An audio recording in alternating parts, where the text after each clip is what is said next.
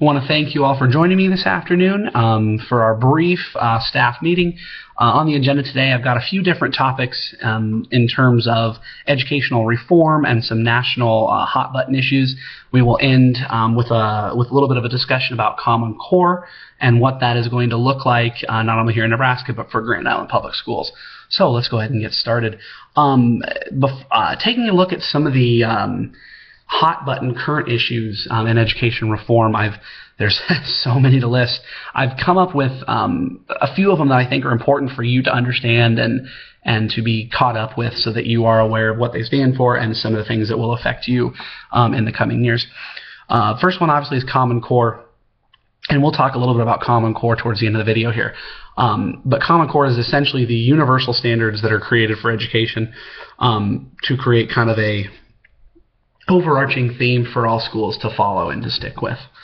College and career-ready standards, focusing more on 21st century education concepts, things that you didn't experience when you were going through school, things real-world tech classes, vocational type educational styles and settings. The race to the top, which I'm sure you're aware of by now, building up our students and their academic achievements on their scores. Quite a bit of federal money was tied with that program, designed to increase test scores by essentially any means possible that teachers could come up with. There was a revamp of No Child Left Behind, looking at academic yearly progress goals and tying that in with Common Core and then national assessment data. As we know, academic yearly progress is 100%, which is something that we will continue to work towards and try and achieve and do the best that we possibly can at our school. There's a renewed focus on STEM, and for those of you that aren't sure what STEM means, STEM stands for science, technology, engineering, and math. There is a big gap in those areas academically and as it relates to other international and global powers. And so by focusing on science, technology, engineering, and math, it hopefully will improve those scores and get rid of those gaps that we have in relationship to other countries. There is the Equity and Excellence Commission, which is charged with addressing the achievement gap between all students. And when I say all students, I am referring to a demographic breakdown of students, white students, African American students, Hispanic students, Asian students. What can we do to eliminate those gaps, male and female? How can we address all students and make it so that every student has an even playing field and is starting from the same spot regardless of their race, nationality, or origin. There is the Respect Coalition, or the Respect Group, which stands for Recognizing Educational Success, Professional Excellence, and Collaborative Teaching. Essentially what this does is a commission made up of 20-plus people that have at some point played some shape in education. Former teachers, former administrators, union representatives, curriculum directors, things like that. And they are charged with reevaluate the relationship between schools and teachers and unions, come up with a bold new twist on education. The big thing with this Respect program, with this Respect group, is it's trying to reinvent, I don't want to say reinvent the wheel, but it's trying to reinvent the way that we interact with schools, teachers union to school districts, school boards, trying to reinvent that and re-energize that to create a new way of interacting to see if we can avoid the tense situations that we sometimes find ourselves in. Excuse me. And the last one, which is a fairly big one, and something I'm fairly certain you all are familiar with, if not you need to be, is vouchers. Vouchers are the idea that students can attend another school and or a private school. And the big thing with vouchers here as it relates to 21st century education is if you tie in vouchers with academic yearly progress, you begin to see that if a school fails to meet academic yearly progress for, I want to say 3 consecutive years, I'm not 100% sure, of years in a row, the school then is responsible if if a parent wants to remove a student from that school and place them in a different school, the school that is losing the student will be responsible for paying for the transfer and transportation of that student to a different school district. So once again, it's something that you should be aware of, is the voucher system. Moving on, what do you feel determines national interest? Who do you feel determines national interest? I think this is a great question, and I pondered it for a while. And I came up with a couple different answers. My utopia answer, my ideal world answer, is national interest in an ideal world is determined by the voters and the public. And that would be the end of the story. There would be no more to discuss, and we would move on. Unfortunately, we don't live in an ideal world. We live in the real world. In the real world, the voters and the public have a say. However, it can also be influenced by lobbyists and politicians. It's very important to always voice your opinion on all things education. You have a chance to shape the future by letting people know what you do and what you do not like about current reform programs. Another thing that can play an impact on national interest is trends and data. If we are excelling in something, what are we doing that we could share or offer up with another group or another school? Are we struggling in something? What can we do to fix that, to bridge that gap? When you see like for example, the STEM, the biggest thing is, I don't want to compare us to China, but that's a big gap between the U.S. and China in STEM programs. And so that was why the renewed interest in STEM activities and STEM classes, because you want to try and bridge that gap. That's an example of data shaping a national interest. How is national interest influenced by the Common Core? Common Core, and I'm fairly certain you guys would agree with me, Common Core is probably the biggest buzzword to hit education since No Child Left Behind. Common Core will require some sort of adoption either in favor of or against by all states. This in turn will create a debate and discussion. I know that there are several states that have accepted Common Core and then dropped Common Core. There's 3 or 4 states that have not accepted Common Core flat out. I know that we're one of them.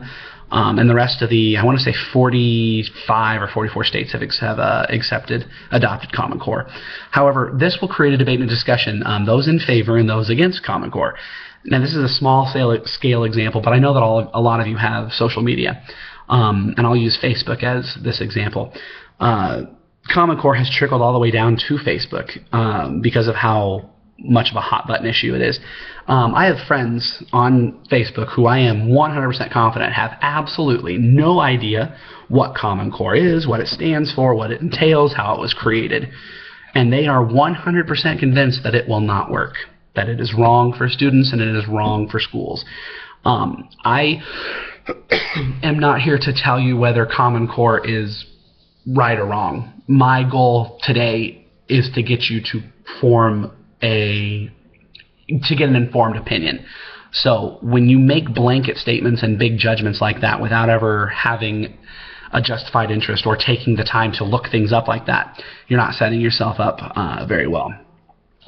How important is Common Core to the current presidential debate, presidential candidate? Excuse me. The election isn't until 2016, and I think Common Core is very important. After doing some research and looking at some different things, you'll see. I'm fairly confident in saying that Common Core will play a big part in determining the Republican nominee for the presidential race. A lot of Republicans are in a heated debate and heated discussions, and I say Republicans and Democrats as well, but a lot of politicians are in discussion about if Common Core, if the federal government has the right to create that type of program, if it should be, or if education should be left up to local entities like it is written in the Constitution. So I think you will see a lot of debate and a lot of airtime over Common Core and what candidates will do either to replace Common Core or to alter Common Core. I am all for having an opinion, but like I said, it's just make sure it's an informed opinion. It's important to understand what you're talking about. All right, we've talked a little bit about Common Core, and so I will go ahead and conclude this video discussion by giving you some pros and some cons of Common Core, just from the research that I've done. Let's go ahead and get started with some pros. Universal pacing and understanding. So if a student is moving around a lot, going from different schools, different districts, different states, etc., the states that have adopted Common Core, there should be somewhat of a loose ability for students to go from different schools, different areas, different states, because they should be following the same type curriculum and their pacing should be roughly the same. So this allows for the students that move a lot to not necessarily get lost in the traction and be able to come in and contribute right away based on where that school is at versus where the last school left off at. There are more rigorous standards in Common Core, which leads to a deeper understanding of a topic. We're trying to get students to understand why something is the way it is, not just how it's done, but why. Why do we add 3 plus 3? Not just how do we do 3 plus 3. This allows students to dive deeper into topics and create connections. The ultimate goal of a teacher is to get that child to make that second level thinking, that second level connection so they can truly commit it to memory. Common Core allows the students to harness that thinking by teaching them a different way to explore and look at topics, and then gives them the language to succeed in going deeper. And I think that's a big part about Common Core is the language, the specific vocabulary. For example, in math, the math talk, making sure they use certain keywords that will then be carried from kindergarten, first, second, third, fourth, all the way up, continuing on through 12th grade. And the last one that I came up with that was kind of a big one was that it's aligned with the college and career ready standards. College and career ready standards is 21st century education. That's the future. We have been forced to reevaluate what education and what curriculum looks like. No longer is the goal of every student to go to a 4-year university or a 2-year university. They might want to go directly into the work field, into a skill that requires no extra schooling. If we can give them that opportunity, combined with Common Core and college career standards, where they can get some hands-on technical vocational work while continuing and finishing up high school, all we're doing is setting them up for success. It just looks a little bit different than it might have in years past. On the other side, the other shoe must fall to some of the cons that I have found from Common Core. It's a one-size-fits-all program. You're trying to put a blanket over every student. Any good teacher will tell you they don't teach one lesson one way. They teach one lesson 20 to 30 ways depending upon students. You can't take one common idea and use it to cover all students, because that's not how education works and that's not how students work. Kids are individuals, and in a time where we're preaching individuality and to be yourself and express yourself, why are we using one way to teach and one and only way to teach?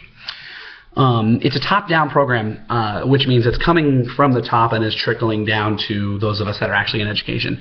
I realized that Common Core was created by people that were in education, that have at some point been in education, but that it's not a teacher that has just finished teaching last year. So the concern is that it's created by people that are out of touch with education, or if they're not out of touch with education, it's created by people that haven't been in my classroom. That haven't understood what it's like to deal with 25 first graders who all have different opinions and different situations and different needs at once. This program, Common Core, is designed to create drones. You're eliminating any opportunity for fun to be had in the classroom because you're working to teach a kindergartner concepts that a third grader needs to understand. The idea is that you're eliminating a lot of the early childhood foundations of success, which are free play, exploration, understanding, and just manipulation. Being able to touch things and to experience things the way that they need to on their own. And lastly, the last big con that I found, how much will this cost, / what are the other problems to focus on?